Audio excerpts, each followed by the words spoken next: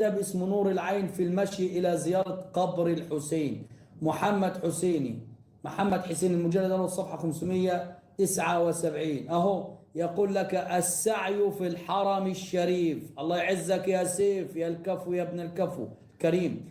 يقول في حديث جابر عن أبي عبد الله ثم تسعى فلك بكل قدم رفعتها وضعتها كثواب المتشحط بدمه في سبيل الله. وورد الأمر بتقصير الخطوة في السعي، وجاء السعي مطروحا. الطواف بإيش؟ في الحرم في السعي في الحرم الشريف، والطواف على القبر الشريف أهو.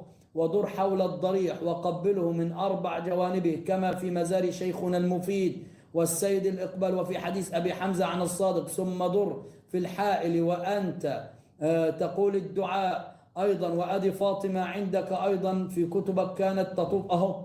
وفاطمة يقول وكذلك الصديقة كانت تطوف على قبر أبيها كما في رواية عثمان بن عيسى وحماد بن عثمان عن أبي عبد الله في حديث طويل في قصة فدك. قال في آخره ودخلت فاطمة عليها السلام المسجد وطافت بالقبر أبيها. فالآن عندك في دينك أن فاطمة والعياذ بالله كانت تطوف بالقبور، وهذا كتاب شيعي. يلا جاوب.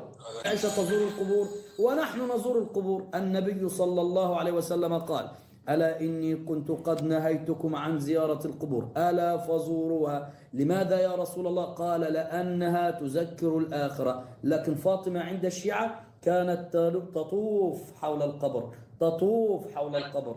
فهناك فرق يلوح بين الطواف وبين الزيارة. يا رب تفهم، يخرب بيت اللي ما بيفهموش زيك.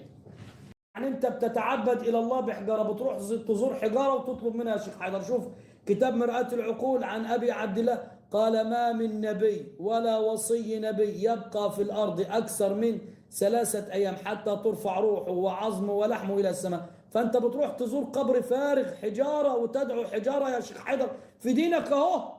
انت تدعو الاحجار يا شيخ حيدر.